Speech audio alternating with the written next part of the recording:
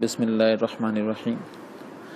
قضا نماز کے حوالے سے سعودی عرب کے مفتی اعظم شیخ کا فتویٰ آپ نے بھیجا، اور انہوں نے مفتی اعظم نے علماء کی نسبت سے یہ بات بیان فرمائی ہے کہ جو بندہ جان بوجھ کر نماز چھوڑ دیتا ہے، علماء کے نزدیک اس بندے کے اوپر چھوڑی ہوئی نماز کی قضا واجب نہیں ہوتی، کیونکہ نماز جان بوجھ کر چھوڑنا کفر ہے، اور جب بندہ کافر ہو جاتا ہے تو حالت کفر میں چھوڑے ہوئے کاموں کی قضا نہیں ہوتی۔ اور اسی کی ذیل میں انہوں نے حدیث بھی ذکر کی ہے کہ رسول اکرم صلی اللہ علیہ وسلم کا فرمان ہے، آدمی اور کفر و شرک کے درمیان نماز کو چھوڑ دینے کا فرق ہے۔ سب سے پہلے یہاں تک کا جواب سن لیجیے کہ جو علماء کے نزدیک اور نسبت سے انہوں نے بات کی ہے بالکل غلط ہے۔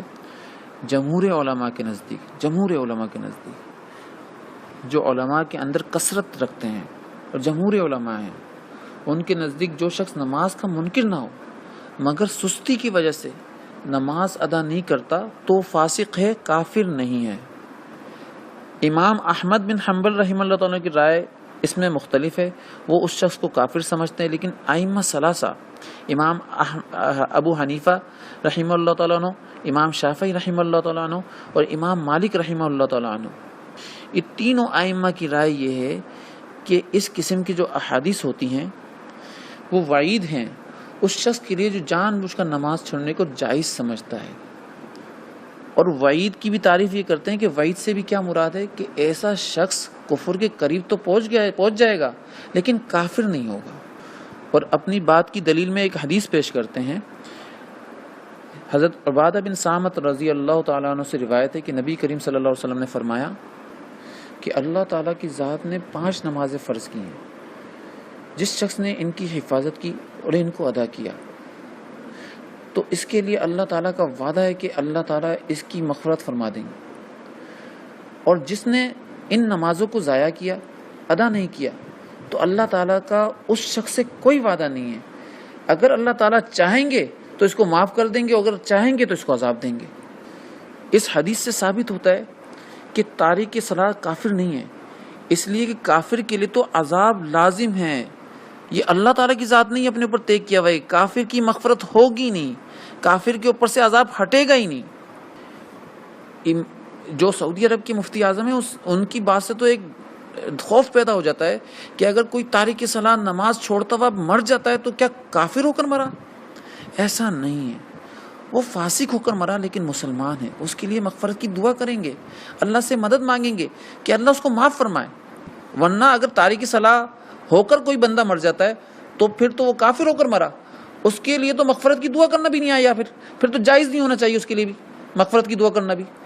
لیکن ایسا نہیں ہے، اگر کوئی بے نمازی مر جاتا ہے تو علماء حضرات فرماتے ہیں وہ مسلمان ہے لیکن فاسق مرا، اور اس کے لیے مغفرت کی دعا بھی کریں، جنت الفردوس میں اللہ تعالیٰ کی ذات سے اس کے لیے اعلیٰ مقام بھی مانگیں۔ پھر بات اس سے بھی آگے چلی جائے گی کہ اگر کوئی بندہ نماز چھوڑ رہا ہے تو کافر ہو گیا امام اعظم سعودی عرب کے امام کے نزدیک، اور اس کی بیوی نماز پڑھ رہی ہے، وہ مسلمان ہے، آپس میں میاں بیوی کا تعلق رہا، اس سے کوئی اولاد پیدا ہو جائے جو کہ زنا کی صورت میں ہوئی ہے، کیونکہ کفر کی حالت میں تو نکاح ٹوٹ جاتا ہے، اور اس سے کوئی اولاد پیدا ہو جائے جو کہ زنا کی صورت میں ہوئی ہے، تو بچہ حرام ہوا کیا ہوا؟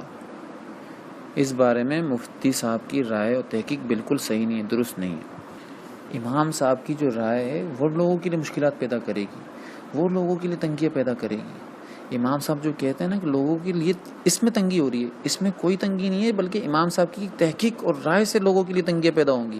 اللہ کے حکم میں تنگی نہیں ہوتی بلکہ خوشخبری ہوتی ہے، آسانی ہوتی ہے۔ ائمہ ثلاثہ کی جو رائے ہے اس بارے میں، اور محقق علماء اور جمہور علماء کی جو رائے ہے اس بارے میں، اس رائے نے، اس تحقیق نے لوگوں کے لیے آسانیاں پیدا کی ہیں، مشکلات سے نکالا ہے لوگوں کو، ورنہ لوگ بڑی مشکل کے اندر پھنس جاتے۔ حضور اکرم صلی اللہ علیہ وسلم کا طریقہ کار یہی تھا کہ جب کوئی نماز قضا ہو جاتی تو اس کو فوراً پڑھ لیتے تھے۔ خندق کے موقع کے اوپر نماز قضا ہوئی، کفار نے ان کو مشغول رکھا، صحابہ کرام کو مشغول رکھا، نماز قضا ہوئی، لیکن نماز قضا ہونے کے بعد حضور اکرم صلی اللہ علیہ وسلم نے اس کی قضا پڑھی، نمازوں کی قضا لازم ہے. ہاں نمازوں کی قضا کرنے کے اندر جو ٹائم لگا اور اس نے کوتاہی کی، سستی کی کہ نماز بر وقت ٹائم پر ادا نہیں کر پایا، اس سستی اور کوتاہی کے اوپر توبہ کرے. اس سستی اور کوتاہی کے اوپر توبہ ہے. لیکن نماز کی قضا اپنی جگہ قائم ہے. ابھی بھی اس کو نماز کی قضا کرنا پڑے گی، تب جا کر نماز کی قضا اترے گی اس کے اوپر سے، اور کوئی نماز کا کفارہ بھی نہیں. ایک بزرگ کے بارے میں آتا ہے کہ انہوں نے اپنی 30 سال کی نماز دہرائیں واپس. کیوں دہرائیں؟ کہ ایک دن ان کی نماز دیر ہو گئی. نماز میں ان کے دل کے اندر یہ خیال پیدا ہو گیا کہ آج لوگ تجھے دیکھیں گے پیچھے صف میں نماز پڑھ رہا ہے، 30 سال سے پہلی صف میں نماز کھڑا ہو کر پڑھ رہا تھا، کیا کہیں گے لوگ. دوبارہ دہرائیں کہ میں لوگوں کو دکھانے کے لیے پہلی صف میں کھڑا ہوتا تھا. وہ ریاکاری والی نماز تھی، یعنی میں نے اللہ کے لیے نماز پڑھی نہیں. یہ سوچ آتے ہی انہوں نے اپنی نمازوں کو دوبارہ دہرایا. وہ اس سوچ پر توبہ کر سکتے تھے، اللہ سے معافی مانگ سکتے تھے.